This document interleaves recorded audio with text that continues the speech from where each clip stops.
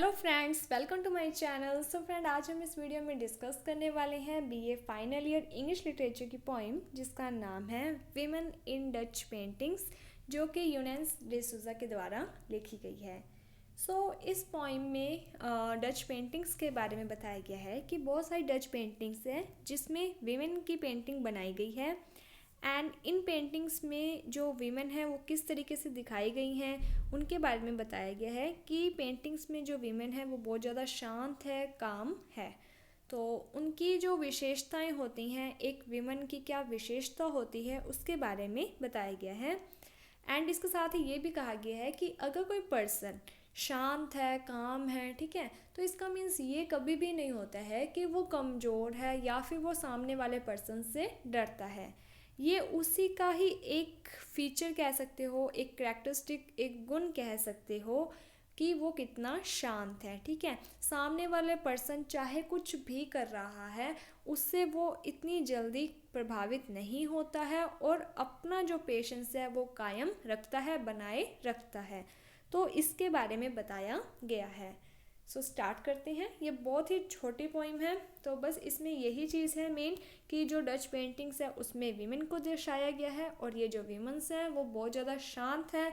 But इसके साथ ये भी कहा गया है कि ये शांत जरूर है लेकिन कमज़ोर या मूर्ख नहीं है। स्टार्ट करते हैं। The afternoon sun is on their faces. तो यहाँ पर अगर आप पेंटिंग्स देखोगे, डच पेंटिंग्स, तो उसमें क्या होता है कि हर एक पेंटिंग में जहाँ पर भी विमेन को दिखाया गया है तो वो ज़्यादातर क्या है कि घर के अंदर जैसे विंडो वगैरह होती है रूम में, तो वहाँ पर खड़ी हुई हैं। तो यहाँ पर कहा गया है कि जब वो विंडो के पास खड़ी हुई होती हैं तब सन की, आफ्टरनून सन की जो भी किरणें वगैरह होती हैं वो उनके फेसेस पर पड़ती हैं। दे आर काम, कि ये जो वीमेंस हैं ये सभी कैसी हैं, काम, शांत हैं। नॉट स्टूपिड, लेकिन ये स्टूपिड नहीं है। मीन्स कि अगर कोई शांत है, काम है, किसी का विरोध नहीं कर रहा है तो इसका मीन्स ये कभी भी नहीं होता है कि वो स्टूपिड हो। ठीक है, ये उसका एक गुण है कि वो काम है। दे प्रेग्नेंट नॉट बोवाइन, कि वो प्रेग्नेंट है लेकिन वो बोवाइन नहीं है। जैसे अपने कहते हैं ना कि कोई लड़की अगर बहुत ज़्यादा भोली भाली होती है तो हम कहते हैं कि ये तो गाय है, गाय। तो वो ये कहते हैं कि ये मूर्ख नहीं है, ठीक है, ये क्या है, प्रेग्नेंट है। I know women like that. तो यहाँ पर जो डिसूजा है उन्होंने क्या कहा है कि मैंने जैसे डच पेंटिंग में वुमेन्स दिखाई गई हैं, मैंने सिर्फ ये पेंटिंग्स ही नहीं देखी बल्कि मैं ऐसी वुमेन्स को भी जानती हूँ, मैंने ऐसी वुमेन्स को भी देखा है। And not just in painting, सिर्फ पेंटिंग्स में ही नहीं। An art who did not answer her husband back. तो यहाँ पर जो डिसूजा है उन्होंने कहा है कि मैं एक ऐसी लेडी को जानती हूँ जो कभी भी अपने हस्बैंड को पलट कर जवाब नहीं देती है। मीन्स कि अगर उसके हस्बैंड ने उन्हें कुछ कह दिया तो वो चुपचाप सुन लेती है लेकिन वो पलट कर जवाब नहीं देती है। Not because she was plain, ऐसा नहीं है कि वो जवाब नहीं देती तो मीन्स कि वो प्लेन है, यानी कि वो डरपोक है, बल्कि वो जवाब नहीं देती है। ये उसका एक फीचर है कि उसको ये चीज़ें पता होती हैं कि अगर आप, मान लो कोई इंसान गुस्सा है, तो अगर आप भी वैसे ही उसको पलट कर जवाब देते हो तो इससे कोई भी प्रॉब्लम का सॉल्यूशन नहीं निकलता, बल्कि वो जो प्रॉब्लम होती है वो और ज़्यादा बढ़ जाती है।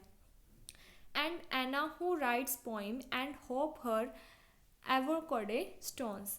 यहाँ पर उन्होंने कहा है कि एक एना लेडी है जो कि पोइम्स लिखती है एंड वो उम्मीद करती है, एक होप रखती है कि जो एवोकाडो है, एवोकाडो एक प्रकार का फ्रूट होता है और उसमें क्या होता है कि लास्ट में एक स्टोन, जैसे हम कहते हैं ना आम की गुठलियाँ होती हैं, वैसे उसमें भी क्या होता है कि एक गुठली टाइप होता है जिससे वो क्या करती है, will sprout in the kitchen. Kitchen में एक गमला और उसमें वो क्या है कि उसे स्प्राउट यानी कि दबा देती है, जिससे कि वो ये होप करती है कि काश ये एक ट्री बनकर या एक पौधा बनकर वापस से निकलेगा।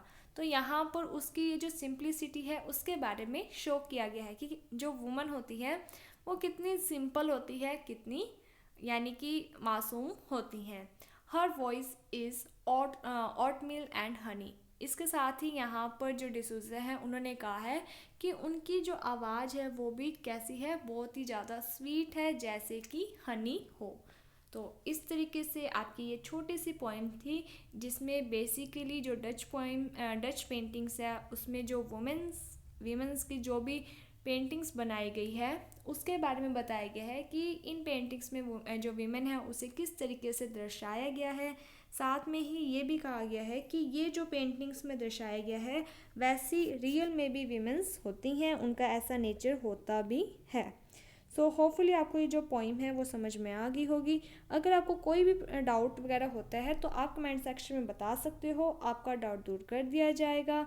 एंड इसके साथ ही अगर आप किसी भी पोइम की समरी वगैरह चाहते हो तो आप मुझे बता सकते हो, आपके लिए उस टॉपिक पर समरी बना दी जाएगी। इसके साथ ही आप मेरे टेलीग्राम चैनल के साथ भी जुड़ सकते हो जिसका नाम है नई शुरुआत।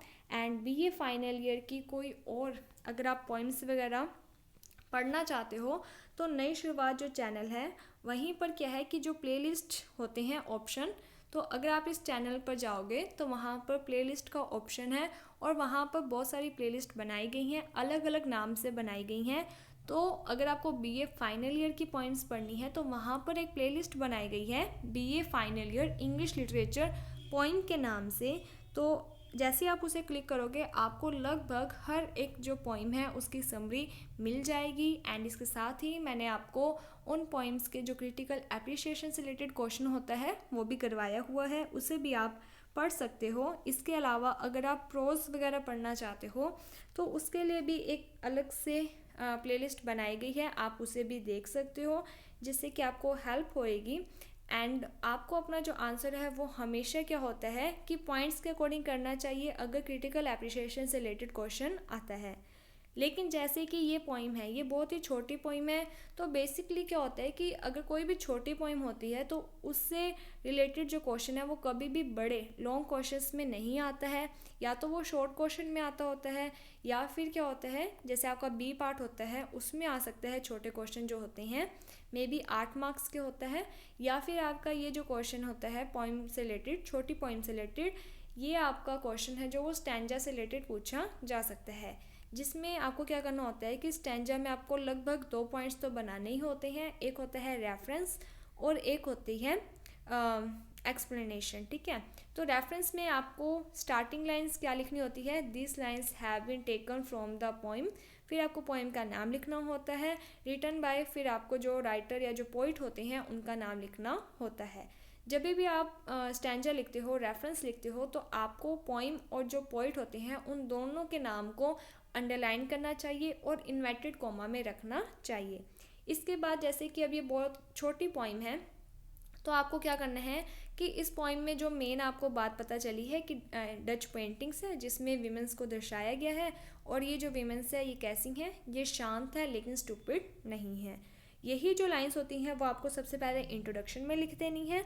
इसके बाद जब आप एक्सप्लेनेशन लिखते हो तो जैसे आपको कोई भी जैसे स्टैंजा दे दिया जाएगा इस पोइम का, तो आपको स्टार्टिंग लाइंस क्या लिखनी है, in this stanza the poet says that, कि इस स्टैंजा में जो पोइट है वो कहते हैं कि। ठीक है, अब आपको क्या करना है कि ये जो पोइम्स की लाइनें हैं इसे ही घुमा फिरा कर आपको वहाँ पर लिख देना है। बस आपको ये चीज़ ध्यान देनी है कि जैसे ये छोटी पोइम है तो इतना बड़ा आंसर कि जो स्टैंजा होती है वो लगभग 1.5 पेज का लिखना होता है, तो कैसे आप बना सकते हो। ठीक है, तो आपको क्या करना होता है कि जो आप एक्सप्लेनेशन लिखते हो स्टार्टिंग की जो लाइंस होती है वो तो आपको जो स्टैंजा की लाइंस दी होती हैं उसी पर बेस्ड आपको लिखनी होती हैं।